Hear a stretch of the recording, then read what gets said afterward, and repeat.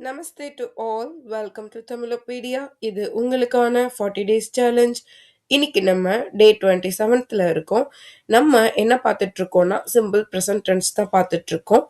போன கிளாஸ்ல simple present டென்ஸ்ல ரெஸ்பெக்டா சொல்றது எப்படின்னு பார்த்தோம். அதுலயும் மேல் ஜெண்டருக்கு ரெஸ்பெக்டா எப்படி சொல்றதுன்னு பார்த்தோம்.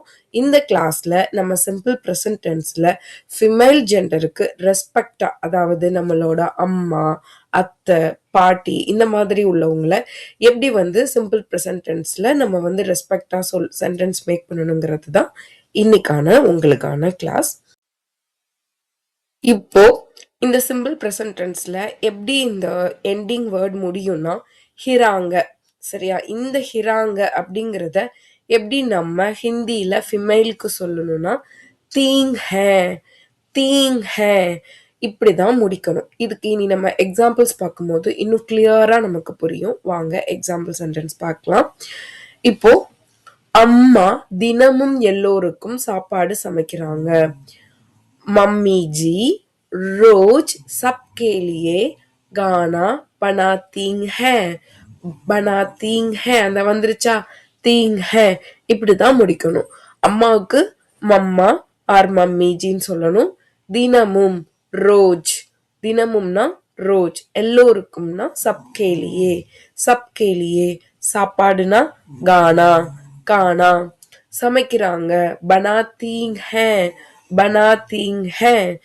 मम्मी रोज सबके लिए गाना बनाती हैं. அடுத்த சென்டென்ஸ், பாட்டி இப்ப எல்லாம் டிவில எல்லா சீரியலும் பாக்குறாங்க. नानी जी आजकल टीवी में सारा सीरियल देखते हैं, देखते हैं. नानी जी ना பாட்டி, இப்ப எல்லாம் ஆஜ்கல், ஆஜ்கல், டிவில டிவி மே, எல்லா சீரியலும் சாரா சீரியல் பாக்குறாங்க. தேக்தீங் ஹே, தேக்தீங் ஹே. नानी जी आजकल टीवी में सारा सीरियल देखती है. அடுத்த சென்டென்ஸ், மாமி ஜி இந்த வயசுலும் ரொம்ப வேலை செய்யறாங்க. மாமி ஜி இஸ் உமர் மே भी बहुत काम करती है. मामी जी इस उम्र में भी बहुत काम करती है.